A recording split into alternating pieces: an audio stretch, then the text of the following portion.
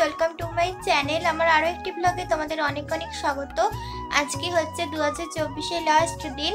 তো আজকে এখন সন্ধ্যা থেকে আমি আমার ব্লগটা স্টার্ট করছি।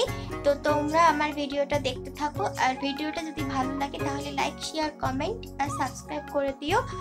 আর আজকের দিনটা একটু স্পেশালভাবেই কাটবে, রাত্রেবেলাটা। তো চলো কি কি স্পেশাল হবে রান্না বান্না, তো চলো তোমাদের সাথে শেয়ার করি আর তোমরা ভিডিওটা দেখতে থাকো। তো দেখো বন্ধুরা, এখানে আমি আজকে রান্না করব লুচি আর ঘুগনি আর স্যালাড। তো এখানে দেখো আমি আদা, রসুন, পেঁয়াজ, লঙ্কা, আলু সব কিছু নিয়ে রেডি বসে পড়েছি এখানে সবজি কেটে নিতে। তো দেখো এখানে আমি আদা, টমেটো, তারপর লঙ্কাগুলো কেটে নিয়েছি। তো এখন আমি পেঁয়াজগুলো কেটে নিচ্ছি। তো তারপর আমি আলুগুলো কেটে নেব। তো তোমরা দেখতে থাকো।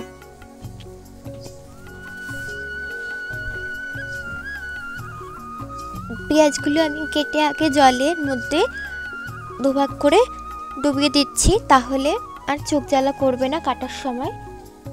তো এখানে দেখো পেঁয়াজগুলো আমি কুচিয়ে কেটে নিচ্ছি। আর আগের থেকে এইভাবে কিন্তু গুছিয়ে নিলে রান্নাটা খুব তাড়াতাড়ি হয়ে যায় আর সুবিধাও হয়। তো সেই কারণে আমি আগে সব তাড়াতাড়ি করে রেডি করে নিচ্ছি। এখানে আমি এখন রসুনগুলো কেটে নিচ্ছি।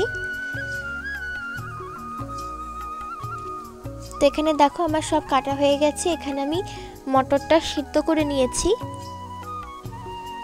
একবেলা জলে ভিজিয়ে রেখে তারপরে একটু সিদ্ধ করে নিয়েছি। আর এখানে আমি আলুগুলো দেখো ছোট ছোট টুকরো করে কেটে নিয়েছি।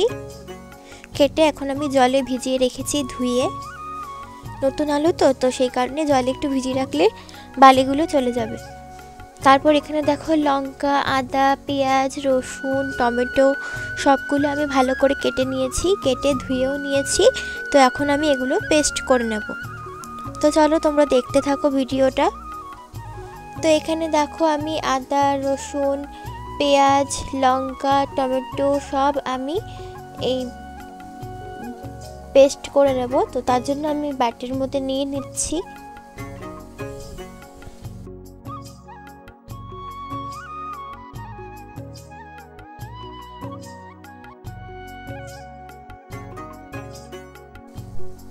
তো চলো বন্ধুরা, আমি এগুলো এখন পেস্ট করে নিই, তারপর আমি আপনার চলে যাচ্ছি রান্নাঘরে।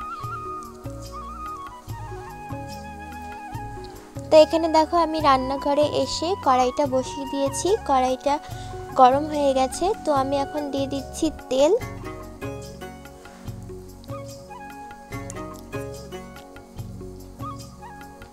তো দেখো তেলটা গরম হয়ে গেলে আমি এর মধ্যে আলুগুলো দিয়ে দেব।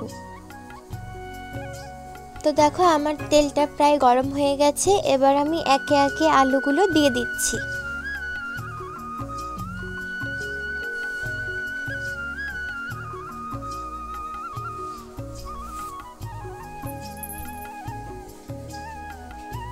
তো দেখো আমি সবগুলো আলু একে একে দিয়ে দিলাম।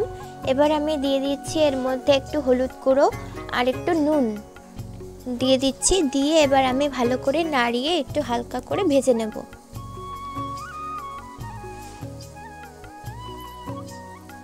ভালো করে নাড়িয়ে দিচ্ছি।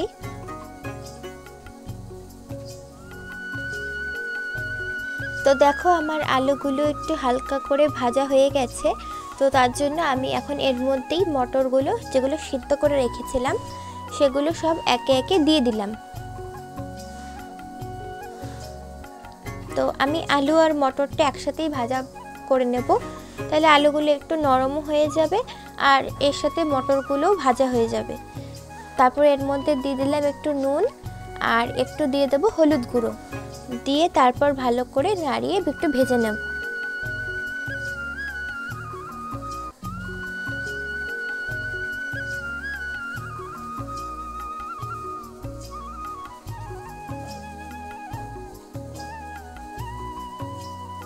তারপর দেখো আমার মটর আর আলুটা ভাজা হয়ে গেছে। তো আমি এগুলো এখন তুলে নিচ্ছি। তো আমি এগুলো সব তুলে নিলাম। তো আবার আমি কড়াইতে তেল বসিয়ে দিচ্ছি। তো তেলটা গরম হয়ে গেলে তারপর আমি এর মধ্যে দিয়ে দেব পেঁয়াজ কুচি। তো তোমরা দেখতে থাকো। এই দেখো তোমাদের সাথে কথা বলতে বলতে আমি পেঁয়াজ কুচিটাও দিয়ে দিলাম। দিয়ে এবার আমি একটু পেঁয়াজটাকে হালকা করে ভেজে নেব।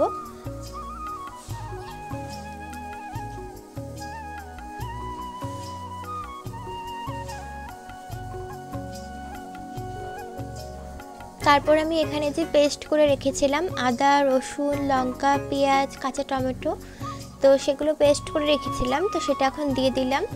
তো বাটিটা ধুয়ে একটু জল দিয়ে দিলাম, দিয়ে তারপর একটু নাড়িয়ে একটু কষিয়ে নিচ্ছি মশলাটা।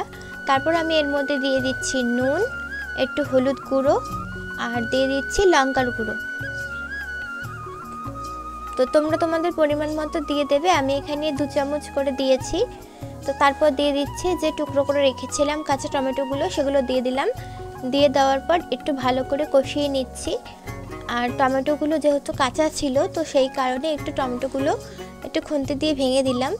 তারপর আমি এর মধ্যে দিয়ে দিচ্ছি ভেজে রাখা আলু আর মটরগুলো দিয়ে ভালো করে কষিয়ে নিচ্ছি। তো দেখো আমার ভালো করে কষানো হয়ে গেছে আলু আর মটরটা।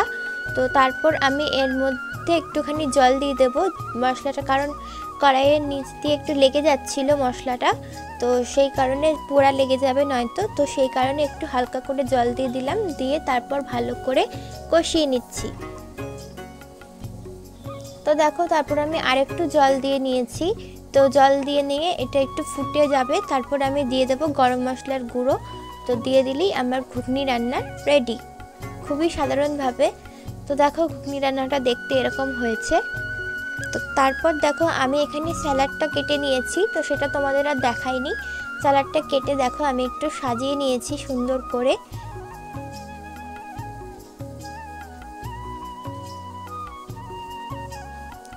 তারপর দেখো আমি এখানে লুচিগুলো মা মেখে দিয়েছে, তো আমি অত মাখতে পারি না ভালো করে ময়দাটা, তো সেই কারণে মা মেখে দিয়েছে। তো আমি এখন এগুলো বেলে নিচ্ছি। তো দেখো কি সুন্দর করে তাড়াতাড়ি করে বেলা হয়ে যাচ্ছে আমার। তো আমি একটু ময়দা দিয়েই বেলি, নয়তো আমার ঠিক গোল হয় না, তো সেই কারণে আমি একটু ময়দা দিয়ে বেলে নিচ্ছি। আর তেল দিয়ে, অনেকে দেখি তেল দিয়ে বেলে, তো তেল দিয়ে বেলতে গেলে আমি না অত বেলতে পারি না, লেগে যায়। তো সেই কারণে আমি একটু ময়দা দিয়ে বেলে নিচ্ছি। তো তোমরা দেখতে থাকো আমি লুচিগুলো বেলে নিই।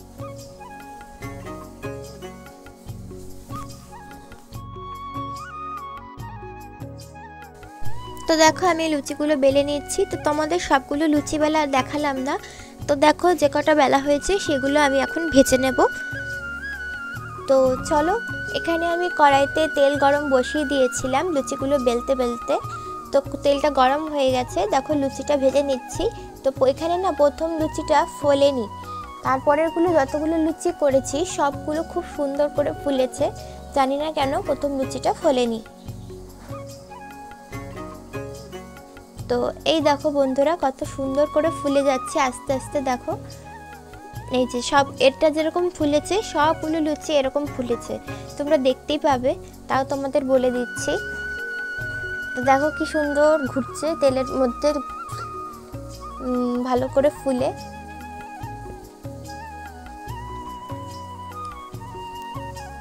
তো চলো আমি এগুলো সবগুলো ভেজে নিই। তো তোমরা দেখতে থাকো ভিডিওটা, ভেজে ভেজে সব তুলে নিই। যদিও বা তোমাদের সাথে সবগুলো লুচি বেলা আর ভাজা শেয়ার করিনি, তাও যে কটা শেয়ার করেছি সে কটা তোমরা দেখতে থাকো।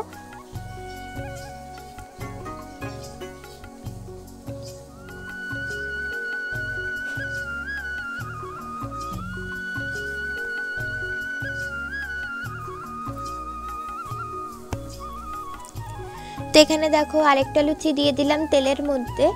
তো দেখো এইভাবে কিন্তু আমি যেভাবে নাড়িয়ে নিচ্ছি, এইভাবে নাড়িয়ে নিলে কিন্তু লুচিগুলো ভালো ফোলে। তো দেখো আমার লুচিগুলো ভাজা হয়ে গেছে সব। তো তারপর দেখো আমি এখানে একটু সাজিয়ে নিয়েছি সুন্দর করে। তো আমার কিন্তু লুচি দিয়ে ঘুগনি খেতে তো ভালো লাগে, কিন্তু সব থেকে বেশি ভালো লাগে জানো এই ঘুগনির মধ্যে স্যালাডগুলো উপর করে দিয়ে তারপর খালি খালি ঘুগনি খেতে খুব ভালো লাগে। তো আজকের ব্লগ চলো আমরা খেয়ে নিই। তো আজকের ব্লগটা আমি এখানেই শেষ করে দিচ্ছি, কালকে দেখা হচ্ছে আবার নতুন একটা ব্লগে।